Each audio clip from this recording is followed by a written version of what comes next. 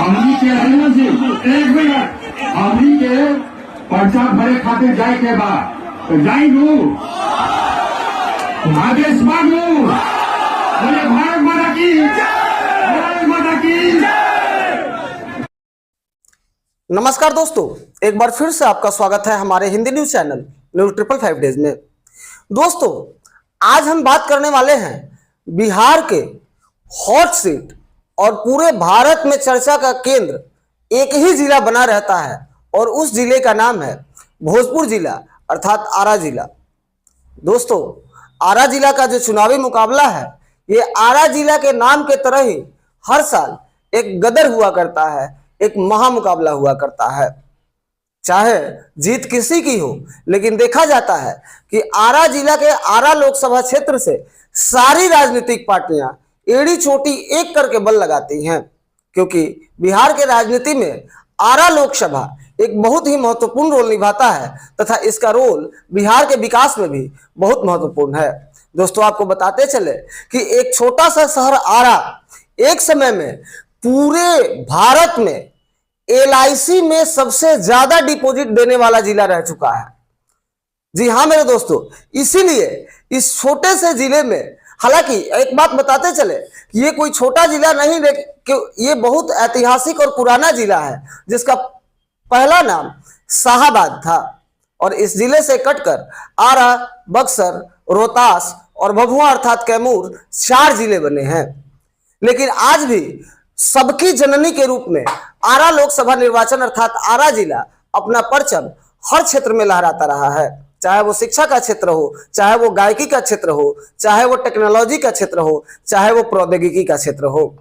आरा के बच्चे, छात्र, बुढ़े और लोग हमेशा पूरे भारत में अपनी एक पहचान स्थापित करने में सफल रहे हैं। दोस्तों, आपको बताते चले कि आरा लोकसभा सीट भारत के 543 लोकसभा निर्वाचन क्षेत्रों में से एक है। इसमें वर्तमान में 7 विधानसभा क्षेत्र शामिल हैं और उनमें से 9,39,375 पुरुष वोटर है। दोस्तों, जो हम आपको आंकड़े बता रहे हैं, ये पिछले चुनावों के आधार पर बता रहे हैं। महिला मतदाताओं की संख्या 11,49,861 है और थर्ड जेंडर मतदाता जो है उसमें 117 थर्ड जेंडर मतदाता है। अर्थात आपको बता दें कि 2019 में कुल वोटरों की संख्या 10,80,684 थी, जिनमें से कुल पुरुष मतदाता 6,07,717 और महिला मतदाता 4,65,201 थी। 2019 में इस जिले में कुल 51.72% का मतदान हुआ था। दोस्तों, आपको बता दें कि भोजपुर जिला का एक पुराना इतिहास रहा है और साल 1952 से लेकर 1971 के चुनावों में कांग्रेस के टिकट पर बलिराम विजयी रहे। इसके बाद 1980 में चुनाव में चंद्रदेव प्रसाद वर्मा जनता पार्टी सेकुलर के टिकट पर चुनाव जीते। हालांकि फिर 1984 के चुनाव में बालीराम भगत फिर भारतीय राष्ट्रीय कांग्रेस के टिकट पर चुनाव जीत गए। 1989 के चुनाव में Rameshwar Prasad Indian people front अर्थात IPF के टिकट पर चुनाव जीते थे। 1996 के चुनाव में चंद्रदेव प्रसाद वर्मा ने जनता दल के टिकट पर चुनाव लड़ा था और वह चुनाव जीत गए थे। दोस्तों, आपको बताते चले कि निकटतम 2004 के चुनाव में कांति सिंह ने राष्ट्रीय जनता दल के टिकट पर चुनाव लड़ा था और जीत हासिल की थी। 2009 में मीना सिंह जो जनता दल यूनाइटेड के टिकट पर जीत का परचम लहराई थी, जो स्वर्गीय अजीत सिंह जी की पत्नी है और बिहार के जाने माने हस्ती तपेश्वर सिंह जी की बहू है। दोस्तों, आपको बताते चले कि 2014 और 2019 के चुनाव में RK सिंह ने भारतीय जनता पार्टी के टिकट पर चुनाव लड़ा और जीत हासिल की। 2019 में RK सिंह ने भारतीय कम्युनिस्ट पार्टी माले उम्मीदवार राजू यादव को 1 लाख से ज्यादा वोटों से हराया था और आरा लोकसभा क्षेत्र भोजपुर जिले का ही एक हिस्सा है। आरा संसदीय क्षेत्र के अंतर्गत विधानसभा की 7 सीटें आती हैं। दोस्तों, इस बार की बात करें अगर 2024 की, तो मुख्य रूप से 2 उम्मीदवारों में आरा में कांटे की टक्कर है और कहने की बात है कि आरा में इस बार मुकादमा जो मामला है वो बहुत करीबी और दिलचस्प होने वाला है।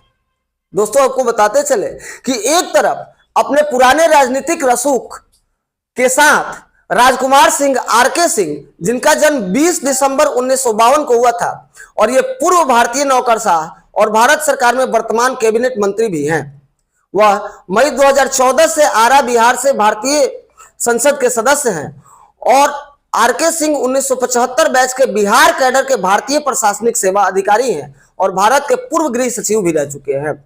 अगर देखा जाए तो इन्होंने बिहार के धरती पर एक परचम स्थापित किया है और जनता के बीच में एड़ी चोटी लगाकर एक कर रहे हैं और देखा जा रहा है कि एनडीए समर्थित दलों और आरा के जनता का भरपूर प्यार और आशीर्वाद मिल रहा है। आपने देखा कि माननीय आरके सिंह जी के नॉमिनेशन में बहुत सारी राजनीतिक हस्तियां शामिल हुई, लेकिन उन हस्तियों का नाम न लेते हुए जनता के समूह के बारे में हम बताते हैं कि आरके सिंह के नॉमिनेशन में एक विशाल जन समूह देखने को मिला जो ऐतिहासिक समूह था। हालांकि आपको एक बात और क्लियर कर दे कि आरजेडी ने आरा की सीट सीपीआई-एमएल के खाते में डाल दिया है और वहां से पूर्व में तरारी से विधायक रह चुके या वर्तमान विधायक सुदामा प्रसाद ने मोर्चा संभाला है और यह सीट आरजेडी ने सीपीआई-एमएल को देने के बाद सीपीआई-एमएल ने सुदामा प्रसाद को आरके सिंह के विपक्ष में आरा से उतार दिया है। देखना यह है कि अब सुदामा प्रसाद तरारी विजय के बाद क्या आरा के धरती पर फतह हासिल कर पाते हैं। एक तरह आपको बताते चले कि पिछड़ी श्रेणी से आने वाले सुदामा प्रसाद 1997 से बिहार के भोजपुर जिले में सक्रिय थे और बाद में वह भारतीय कम्युनिस्ट पार्टी लिबरेशन के सदस्य बन गए और इसकी राज्य समिति के सदस्य भी चुने गए। उन पर एक उच्च जाति के जमींदार के हत्या का भी मामला था, आरोपित था, जो कि भारत के सर्वोच्च न्यायालय तक गया। दोस्तों, आपको बताते चले कि भारतीय कम्युनिस्ट पार्टी लिबरेशन ने उन्हें तरारी निर्वाचन क्षेत्र के लिए उम्मीदवार के रूप में मैदान में उतारा और बाद में वे बिहार विधानसभा के लिए चुने गए। इस जीत को पार्टी के पारंपरिक गढ़ को फिर से हासिल करने के रूप में देखा गया और जमींदार समर्थित उम्मीदवारों के प्रभुत्व में एक बार कमी आ गई। दोस्तों, आपको बताते चले कि ऐसे तो भारत जैसे देशों में सीपीआई-एमएल जैसे पार्टियों का, चूंकि भारत एक लोकतांत्रिक देश है और ऐसे पार्टियों का भविष्य बहुत उज्जवल नहीं है, लेकिन फिर भी कुछ उम्मीदवार अपने उम्मीदवारी और अपने पर्सनल प्रतिभा के बल पे जनता में समर्थन हासिल करने में कामयाब हो जाते हैं और उन्हीं में से सुदामा प्रसाद एक है जिन्होंने हाल ही में तरारी से विधानसभा का चुनाव जीता और एक बार फिर से अति पिछड़े और गरीब गुरबों के समर्थन को लेकर सीपीआई-एमएल के टिकट से और आरजेडी के समर्थन में एक बार आरके सिंह के खिलाफ दो हाथ करने को तैयार है। दोस्तों, आपको बताते चले कि आरा में जो वोटों का समीकरण है वो हमेशा जातीयता पर आधारित रहा है। जाहिर है कि अगड़ी जाति के ज्यादातर मतदाता जहां आरा सीट पर एनडीए के आरके सिंह की जीत का दावा कर रहे हैं, वहीं महागठबंधन पिछड़ी और दलित जातियों के पक्ष में गुलबंदी में जुटा है। वैसे समाज के वंचित तबकों से ताल्लुक रखने वाले लोगों का एक बड़ा हिस्सा भी नीतीश कुमार के साथ समर्थन करता नजर आ रहा है। दोस्तों, आपको बताते चले कि आरा में वोटों का समीकरण जातीय गोलबंदी में उलझा हुआ है। यदि जाति की बात की जाए तो यहाँ यादव से लेकर राजपूत, भूमिहार, मुस्लिम से लेकर ब्राह्मण और अत्यंत पिछड़ी जातियों की संख्या बहुत ज्यादा है। दलित वर्ग भी अच्छा खासा है।